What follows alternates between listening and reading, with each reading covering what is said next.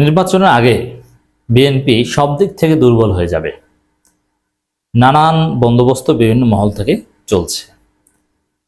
দর্শক, বিএনপির সবচেয়ে বড় শক্তি ভোট কারচুপি এবং প্রশাসনিক জালিয়াতি। বিভিন্ন জায়গায় তাদের লোক আছে, তারা জালিয়াতি করবে, তারপরে তারা ক্ষমতা আসবে। এটা তাদের সবচেয়ে বড় শক্তি বা বড় আশার জায়গা। কিন্তু এত সহজ নয়। প্রশাসনে গুরুত্বপূর্ণ জায়গায়, ডিসিশন মেকিং জায়গায় বা কারচুপি করতে পারে এমন জায়গায়, আনডিউ ফেভার দিতে পারে এমন জায়গায় বিএনপির লোকজন থাকতে পারবে না। প্রশাসনকে নিউট্রালাইজ করতে হবে। বিএনপি বড় বড় পদ পদবি দখল করে ভেবেছিল যে আমরা তো এই করেছি সেই করেছি, কিন্তু না, ওই জায়গাগুলো নিউট্রালাইজ না করলে নির্বাচনই হবে। এটা এনসিপি নাহিদ ইসলাম স্পষ্ট বলে দিয়েছে, সাফ বলে দিয়েছে যে নিরপেক্ষ নির্বাচনের পরিবেশ নেই। প্রশাসন বিএনপির পক্ষে কাজ করছে একদম। এই জায়গাটা বিএনপিকে আরো দুর্বল করবে। এনসিপি বা জামাত বা অন্যান্য, দেখেন জামাত বেকায়দা করবে না। কারণ কি, জামাতপন্থী অনেক লোক প্রশাসনে আছে, কিন্তু তারা কেউ জামাতকে আনডিউ ফেভার দেয় না, তারা কেউ দলবাজি করে না। কিন্তু বিএনপির লোকজন দলবাজি করে, যার ফলে বিএনপির লোকজন ধরা খাবে। নির্বাচন আগে দেখবেন যে নাহিদ ইসলাম বা জামাত বা বিভিন্ন দল ডক্টর ইউনূস সরকারের কাছে, এমনকি ফেসবুকে বিএনপি পন্থী প্রশাসনের লোকদের, ডিসি, এসপি কিংবা ইউএনও কিংবা ওসি, এদের তালিকা প্রকাশ করে দিবে। তখন সরকার বাধ্য হবে তাদেরকে সরাতে। সচিব, মানে যেই বিএনপিকে আনডিউ ফেভার দিতে যাবে সেই ধরা খাবে। তারপরে ডক্টর ইউনূস সরকার বাধ্য হবে তাদেরকে সরিয়ে ওই জায়গাগুলো নিউট্রালাইজ করতে।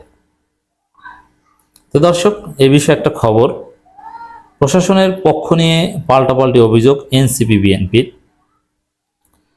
এনসিপি যেটা বলছে, প্রশাসন এখন বিএনপির পক্ষে কাজ করছে, এই ধরনের প্রশাসনের অধীনে নির্বাচন করা সম্ভব নয়। অতএব নির্বাচনের আগে প্রশাসনকে ঢেলে সাজানো হবে এই নাহিদ ইসলামদের দাবি অনুযায়ী। আর সে ঢেলে সাজাতে গিয়ে বিএনপির যে মূল শক্তি প্রশাসনের ফেভার পাওয়া, এটা দুর্বল হয়ে যাবে। আর প্রশাসনের ফেভার ছাড়া বিএনপি কিছু করতে পারে না, এটা আমরা গত 15 বছরে দেখেছি।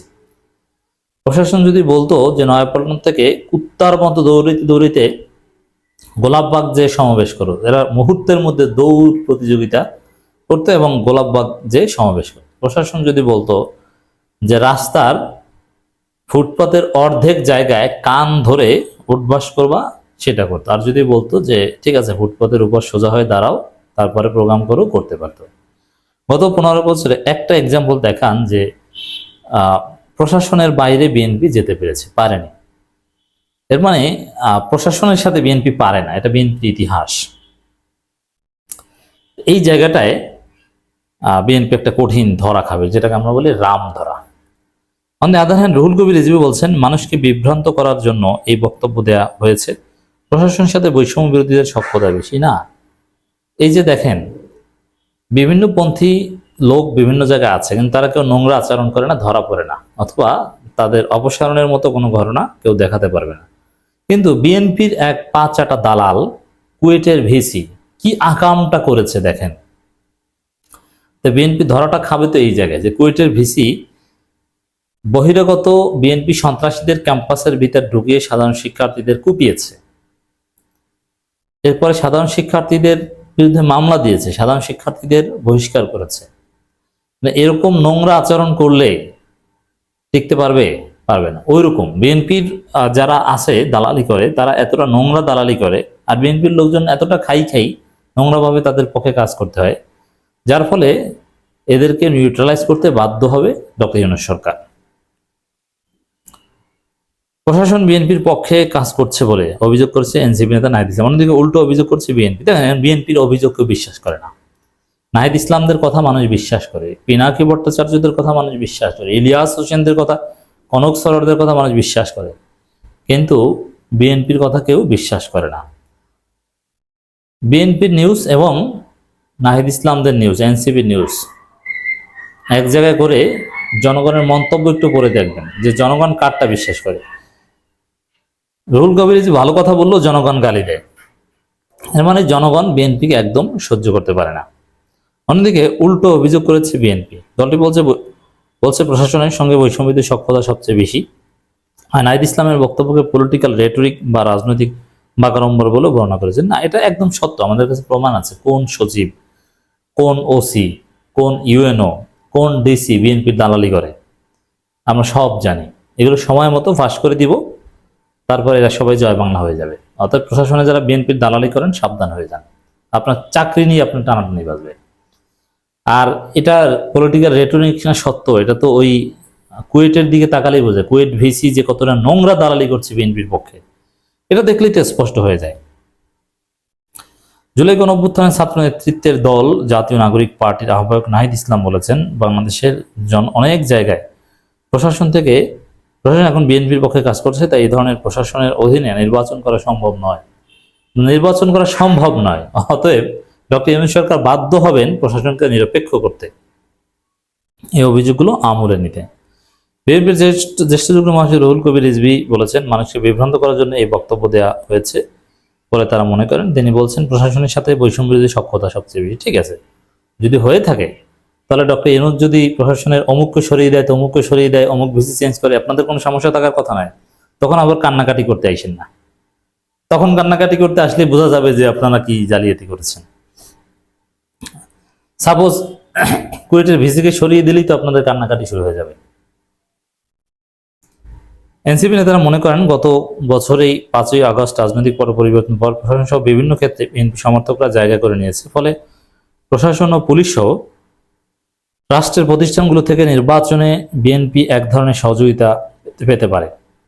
এ ধরনের চিন্তা থেকে নাহিদ ইসলাম যে বক্তব্য দিয়েছেন তাতে এনসিপির অবস্থানের প্রতিফলন হয়েছে বলে দলটির নেতারা মনে করেন। এটাই যে নির্বাচন এত সহজ নয়, সুষ্ঠু নির্বাচন এত সহজ নয়, অনেক পথ পাড়ি দিতে হবে। নাহিদরা সেই পথে আমাদের হেল্প করবেন। আওয়ামী লীগ আমাদের এতদিন ধরে আশ্রয় দিয়েছে, তাই আমরা আওয়ামী লীগের জন্য কাজ করে গেছে বলে উল্লেখ করেন এনসিপির নেতা। এখন বিএনপির ক্ষেত্রে সেটা করবে। তিনি আরো বড় দল হিসেবে পরবর্তীতে বিএনপি ক্ষমতায় আসার সম্ভাবনা আছে, তাই প্রশাসন দেখলো যে সরকার দ্রুত নির্বাচন দিলে ক্ষমতায় আসবে বিএনপি। সে কারণে বিএনপির সাথে তারা এক ধরনের দর কষাকষি মাঝে গেছে। প্রশাসন মানে রাষ্ট্র প্রতিষ্ঠানগুলো তাদের বিএনপির প্রতি নমনীয় আচরণ শুরু হয়েছে।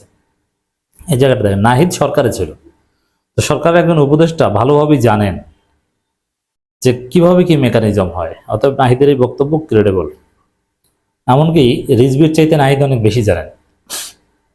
নাহিদ ইসলাম বলেছিলেন যে কোনো ধরনের পরিবর্তন বা মৌলিক সংস্কার ছাড়া নির্বাচন দিয়ে গেলে সে নির্বাচন গ্রহণযোগ্য হবে না। পাশাপাশি সেই নির্বাচন জাতীয় নাগরিক পার্টি অংশগ্রহণ করবে কিনা বিবেচনাধীন থাকবে। আর জাতীয় নাগরিক পার্টিকে বাদ দিয়ে কোনো নির্বাচন বাংলাদেশে আদৌ সম্ভব নয়। তিনি বলেন, প্রশাসন দেখছি বিভিন্ন জায়গায় বিএনপির পক্ষ অবলম্বন করছে। মাঠ পর্যায়ে যে চাঁদাবাজি চলছে সেখানে প্রশাসন নিশ্চুপ ভূমিকা পালন করছে। আমরা বলছি এ ধরনের প্রশাসন থাকলে, হ্যাঁ, চাঁদাবাজির ক্ষেত্রে তো আমরা দেখছি বিশেষ করে ওসিরা বেশিরভাগই হচ্ছে বিএনপির দালাল। বিএনপি নেতাদের নামে মামলা নিতে সাহস পায়। ইদানিং কিছু পরিবর্তন হয়েছে, কিন্তু এখন অধিকাংশ ওসি বিএনপির দালাল। বিএনপি নেতাদের নামে মামলা নিতে চান, তখন বলে যে কোর্টে যান। তিনি আরো বলেন, সেক্ষেত্রে আমরা যতটুকু জানি বাংলাদেশের প্রশাসনের সাথে ছাত্রদের তথা বৈষম্যবিরোধী সক্ষতা সবচেয়ে বেশি। তারা বিভিন্ন মন্ত্রণালয়, সরকার প্রতিষ্ঠান, এগুলো কোনো কথা না। যাই হোক দর্শক, এই যে নাহিদ ইসলামদের অভিযোগ এটা সত্য এবং ডক্টর ইউনূস সরকার এটা সমাধান করতে বাধ্য হবে, যার ফলে বিএনপি আরো দুর্বল হয়ে যাবে। এটা বিএনপির আকামের বিরুদ্ধে কঠিন পদক্ষেপ শুরুর প্রমাণ।